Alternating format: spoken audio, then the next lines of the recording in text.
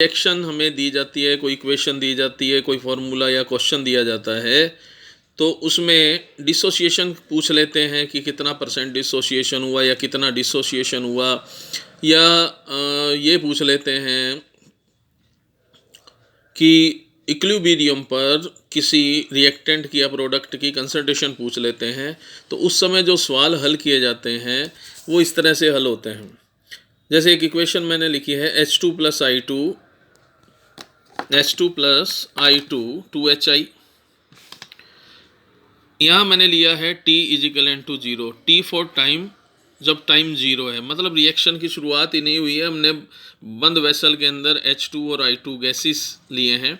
इसका कितना मोल लिया है, इसके आगे कुछ नहीं है तो इसका मतलब 1 मोल है, इसके आगे कुछ नहीं है तो 1 मोल है, और बनते कितने हैं, प्रोडक्ट के 2 मोल बनते हैं। तो ये दोनों रिएक्टेंट हो गए H2 और I2। हाइड्रोजन गैस और iodine gas both are reactants and the product are hydrogen iodide. इनके मिलने से 2 मोल HI के बनते हैं। जब T = 0, मतलब जब अभिक्रिया शुरू ही नहीं हुई है, उस समय H2 के कितने मोल हमने मान लिए, सपोज किए 1 मोल है। अगर H2 का 1 मोल है तो I2 के भी कितने होंगे, 1 मोल होंगे, कुछ नहीं है दोनों के आगे, 1 मोल है। और HI कितना होगा जब T = 0 होगा, जब रिएक्शन शुरू ही नहीं हुई है, उस समय इसके 0 मोल होंगे। एट इक्विलिब्रियम जब इक्विलिब्रियम आ जाएगा तो अपने को पता है शुरू में अगर इसके 1 मोल हैं तो इक्विलिब्रियम के इसके कुछ मोल टूट करके प्रोडक्ट बनाएंगे। हमने मान लिया कि H2 के X मोल टूट गए, तो बची हुई कंसंट्रेशन कितनी है H2 की, X मोल H2 प्रोडक्ट में कन्वर्ट हो गया, H2 I2 में कन्वर्ट हो गया, H2 I2 में कन्वर्ट हो गया है। तो अगर H2 का अल्फ़ा मोल मैं कहता हूँ HI में बदल गया, H2 के कितने मोल बदल गए, अल्फ़ा मोल।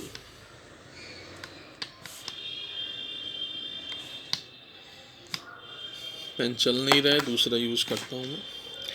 माना कि इनके अल्फ़ा मोल है वो कन्वर्ट हो गए HI में। शुरू में 1 मोल था, इक्विलिब्रियम पर अल्फ़ा मोल विघटित हो चुके हैं, बचे कितने, 1 - अल्फ़ा। 1 मोल में से अल्फ़ा मोल घटा देंगे तो H2 के कितने मोल बच जाएंगे, 1 - अल्फ़ा मोल। I2 के कितने बचेंगे, शुरू में 1 मोल थे, जितने मोल इसके टूटेंगे उतने मोल इसके टूटेंगे, तभी तो HI बनेगा, तो 1 - अल्फ़ा। यहाँ इन दोनों के अल्फ़ा मोल टूटने से इसके इनका 1 मोल मिल करके किसका निर्माण करता है, 2 मोल HI का। 1 मोल टूटता है तो 2 मोल HI के बनेंगे। अगर अल्फ़ा मोल टूटेंगे तो इसके कितने अल्फ़ा मोल बनेंगे, 2 अल्फ़ा।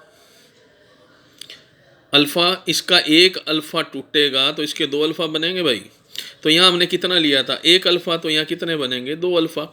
अल्फ़ा क्या है, डिसोसिएट हुआ पार्ट है इसका, वियोजन की मात्रा बोलते हैं, डिसोसिएशन क्वांटिटी, डिसोसिएटेड क्वांटिटी।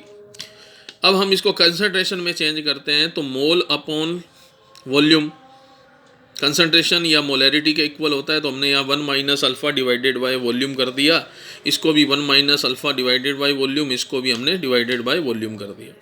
तो ये कंसंट्रेशन में चेंज हो गए। क्यों कंसंट्रेशन में चेंज करना है, कंसंट्रेशन में इसलिए चेंज करना है क्योंकि हमें Kc निकालना पड़ता है, या हमें अल्फ़ा की वैल्यू निकालनी पड़ती है। कई जगह x भी लिख देते हैं इसको अल्फ़ा की जगह, तो आप पजल मत होना, अल्फ़ा की जगह कई बार x दिया होता है, तो आप पजल नहीं हो भाई।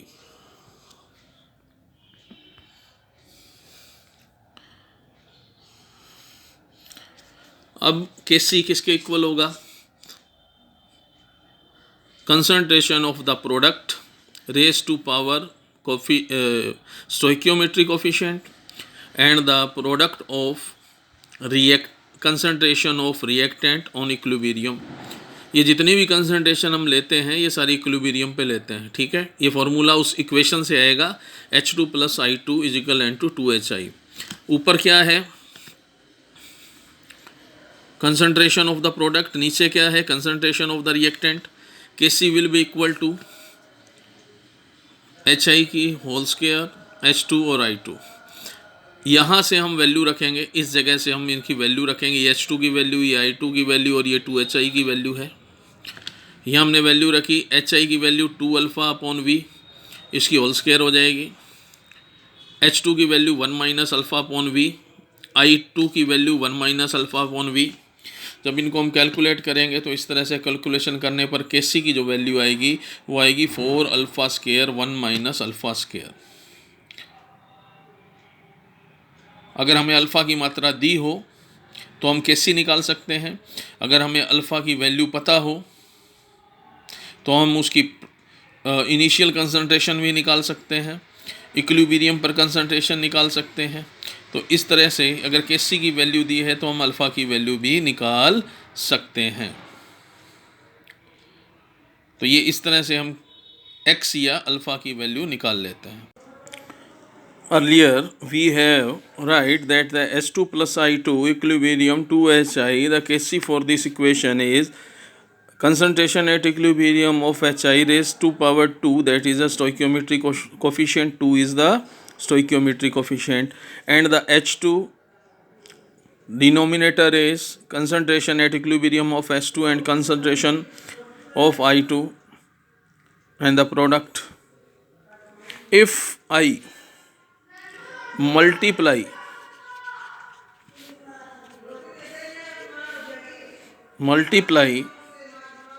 द इक्वेशन, इस इक्वेशन को मल्टीप्लाई विद 2, अगर इस रिएक्शन को मैं 2 से मल्टीप्लाई कर दूं तो क्या बनेगा, H2 plus I2 reversible reaction 2HI, it is a balance equation, and I have multiplied all the reaction with 2, then reaction will be 2H2 plus 2I2 reversible reaction 4HI, and the Kc for this reaction will be HI raised to the power 4 divided by concentration of H2 raised to the power 2 and I2 raised to the power 2. Or I can write that the HI raised to the power 2 divided by concentration of H2 and concentration of I2 all are multiply with 2 raised to the power 2। अगर मैं यह करता हूँ तो देखो HI की power 2 है तो HI 2 बार लिखूँगा तो क्या हो जाएगा, HI की 4, और H2 के ऊपर 1 है तो ये मल्टीप्लाई होगा तो क्या बन जाएगा, H2 की पावर 2, I2 की क्या बन जाएगा, I2 की पावर 2। तो हम इसको ऐसे भी लिख सकते हैं। आप जानते हो HI H2 I2 ये किसके इक्वल है, Kc के इक्वल है। तो हमारे पास में क्या होगा, इसको मैं Kc डैश लिख रहा हूँ, तो हमारे पास में एक जो नया इक्विलिब्रियम कांस्टेंट आएगा इस इक्वेशन के हिसाब से देखोगे HI की power 2 H2 and I2 is equal to Kc। तो इसके लिए इस वैल्यू के लिए मैं लिख सकता हूँ Kc, बोलो लिख सकते हैं आपने Kc, मैंने यहाँ Kc लिख दिया, और Kc की पावर क्या हो जाएगी 2। अब जनरल फार्मूला अगर मैं लिखूँ, अगर किसी रिएक्शन को n फैक्टर से मल्टीप्लाई करते हैं तो Kc डैश जो नया इक्विलिब्रियम कांस्टेंट होगा वो Kc का इक्विलिब्रियम कांस्टेंट की पावर n के इक्वल होगा। अगर अपने n फैक्टर से मल्टीप्लाई करते हैं तो ये Kc क्या होगा, इक्वल टू n होगा। दोबारा देख लें, एक general equation H2 I2 equilibrium 2HI है मेरे पास में, तो इसका इक्विलिब्रियम कांस्टेंट विद कंसंट्रेशन क्या होगा, HI की power 2 divided by the product of H2 and I2. If I multiply the equation with 2, इस इक्वेशन को मैं 2 से मल्टीप्लाई कर दूंगा तो क्या बनेगा, H2 plus I2 equilibrium 2HI into 2 से मल्टीप्लाई किया तो H2 किस में चेंज हो गया, 2H2 में, I2 किस में चेंज हो गया, 2I2 में, और 2HI किस में कन्वर्ट हो गया, 4HI में। तो KC डैश कैसे, तो एक नया इक्विलिब्रियम कांस्टेंट बन जाएगा जिसको मैं यहाँ KC डैश लिख रहा हूँ। तो KC डैश क्या होगा, HI की power raise to the power 4 क्या है यहाँ पे, 4 क्या है यहाँ पे, इक्विलिब्रियम कांस्टेंट का स्टोइकियोमीट्री, सॉरी 4 क्या है यहाँ, HI का स्टोइकियोमेट्री कोफिशिएंट, H2 की पावर रेस टू 2, ये 2 क्या है, H2 का स्टोइकियोमेट्री कोफिशिएंट, और I2 race to the power 2 ये क्या है, I2 का स्टोइकियोमेट्री कोफिशिएंट। इसको इकट्ठा मैंने लिख दिया। अब अगर मैं इसके टुकड़े कर सकता हूँ, देखो नीचे 2 की इनकी पावर 2 है, ऊपर 4 है, तो ये 2 से डिवाइड हो सकते हैं सारे। तो यहाँ डिवाइड करने पर क्या बनेगा, HI की raise to the power 2 H2 and I2, denominator में H2 एंड I2 का प्रोडक्ट आ जाएगा, ऊपर HI2 की power 2 and whole power is raise to 2। HI2 और H2I2 क्या होता है, अब यहाँ ध्यान से देखोगे, जो सिंपल रिएक्शन थी हमारी जिसको 2 से मल्टीप्लाई नहीं किया हुआ था, उस समय ये क्या था, KC is equal to HI की पावर 2 H2 एंड I2। अब ध्यान से देखते जाना, यहाँ पे मैंने लिखा HI की power 2 H2 and I2 whole power 2। तो इसको मैं अगर KC लिखता हूँ, ये KC होता है, तो मैंने यहाँ लिख दिया KC, तो इसकी पावर क्या आ गई 2। हमने 2 से मल्टीप्लाई किया था तो इसकी पावर बन गई 2। तो अगर मैं यहाँ n से मल्टीप्लाई करूँ, n कोई नंबर है, स्टोइकियोमेट्री कोफिशिएंट को किसी n नंबर से मैं मल्टीप्लाई करता हूँ तो जो नया कोफिशिएंट बनेगा, या हम कहें कि नया जो इक्विलिब्रियम कांस्टेंट KC डैश बनेगा, वो क्या होगा, किसके इक्वल होगा, KC जो जनरल इक्विलिब्रियम कांस्टेंट है उसकी raise to the power n के इक्वल होगा। थर्ड पॉइंट जो हमें नोट करना है, उसके लिए मैंने 3 रिएक्शन लिखी है। N2 plus O2 reversible reaction 2NO, इसका जो इक्विलिब्रियम कांस्टेंट है वो मैंने मान लिया K है, K1 है सॉरी। और सेकंड इक्वेशन है मेरे पास में 2NO प्लस O2 इक्विलिब्रियम का साइन 2NO2, इसका इक्विलिब्रियम कांस्टेंट मेरे पास में है K2। एंड थर्ड इज हमारे पास में जो है वो है N2 प्लस O2 इक्विलिब्रियम का साइन 2NO2, और इसके लिए जो इक्विलिब्रियम कांस्टेंट है K3। तो K3 किसके इक्वल होगा, अब ध्यान से देखोगे, K1 अगर मैं लिखूं तो K1 किसके इक्वल होगा, NO power 2 divided by concentration at equilibrium of N2 and O2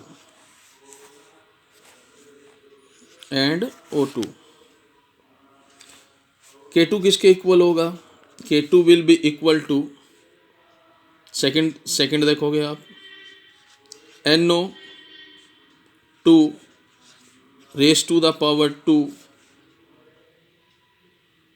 NO raise to the power 2 and O2।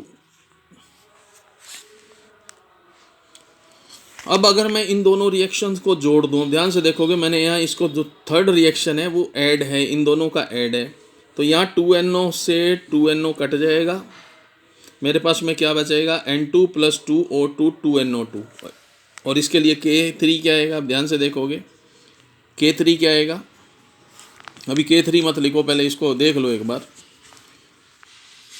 इसका मतलब मैं क्या कर रहा हूँ, इन दोनों रिएक्शन को जोड़ रहा हूँ, तो मेरे पास में यहाँ लिखते हैं, चलो जगह बचेगी, K3 किसके इक्वल होगा, K3 will be equal to NO2 raise to the power 2 divided by concentration of N2 at equilibrium and O2 raised to the power 2, and NO2 K3 will be equal to NO2 raised to the power 2 N2 and O2 raised to the power 2। ये 2 है भाई, side में लिखा गया है, थोड़ा सा ध्यान रखना आप लोग। अब ध्यान से देखो, अगर मैं K1 और K2 को मल्टीप्लाई करूँ, I multiply K1 into K2, I multiply K1 into K2, what will happen, NO raised to the power 2 K1 की वैल्यू लिख रहा हूँ मैं, N2 डिनोमिनेटर में, O2 डिनोमिनेटर में, into NO2 raise to the power 2, ये K2 की value है, divided by NO raise to the power 2 and O2। ये मेरे पास में वैल्यू आई है। K1 और K2 को जब मैंने मल्टीप्लाई किया तो NO K1 की वैल्यू क्या थी, यहाँ से देखो K1 की value NO raise to the power 2 N2 and O2, मैंने यहाँ लिख दिया NO raise to the power 2 N2 and O2। K2 की वैल्यू क्या थी, NO2 raise to the power 2 NO2 and O2, NO2 raise to the power 2 NO2 and O2। अब ध्यान से देखो, इसमें जो कटता हो उसको काटिए आप लोग। तो यहाँ देखोगे आप NO2 से NO2 कट सकता है, तो ये क्या बन जाएगा, NO2 raise to the power 2 divided by N2 divided by N2 and O2 की पावर 2। क्लियर। ये क्या था हमारे पास में, K1 और K2 का मल्टीप्लाइकेशन था।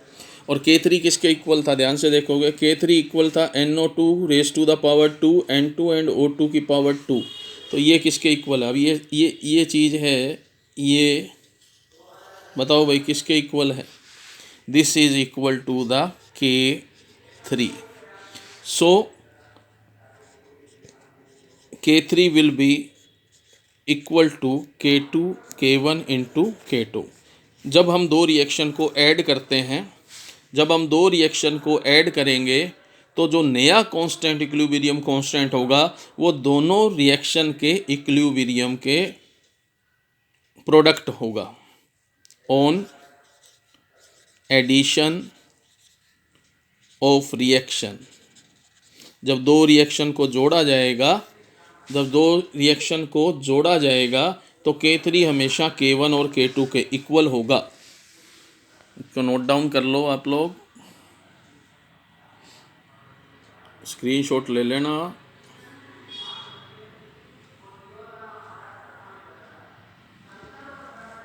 ये एडिशन का फॉर्मूला है।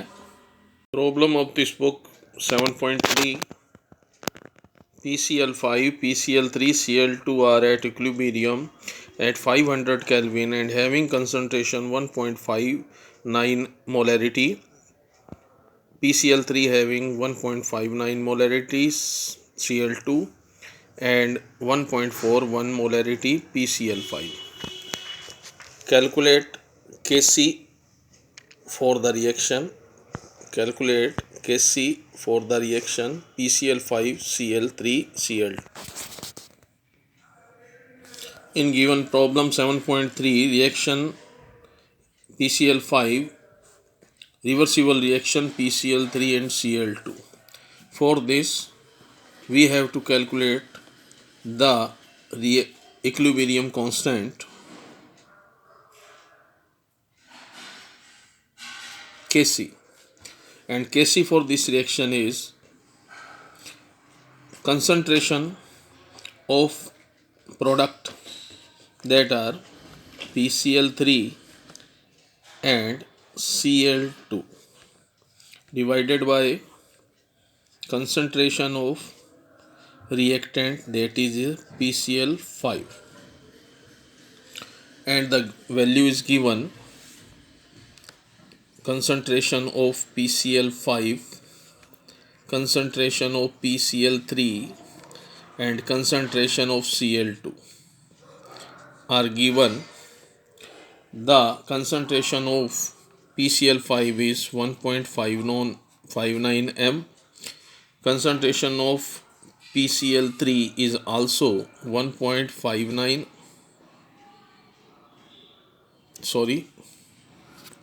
PCl3 is 1.59 molarity, Cl2 is also 1.59 molarity, and concentration of PCl5 at equilibrium is 1.41 m molarity.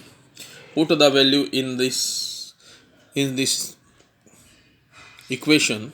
Putting the formula in this equation, PCl5 1.59. Cl2 is also 1.59 divided by concentration of PCl5, that is a 1.41. We can write 1.59 की whole square divided by 1.41, and after the calculation we will get 1.79 because it is a constant and all the concentration terms cancel out each other. That is why Kc will be 1.79.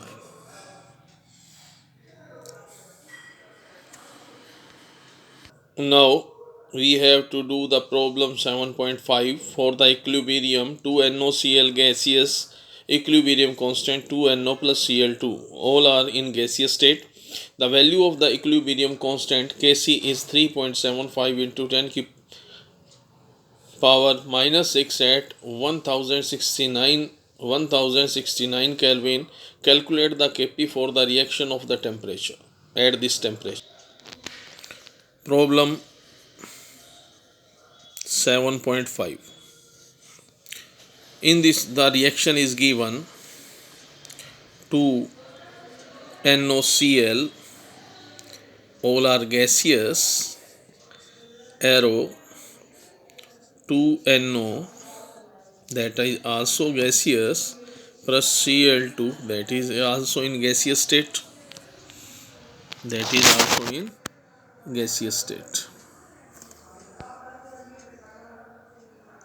Now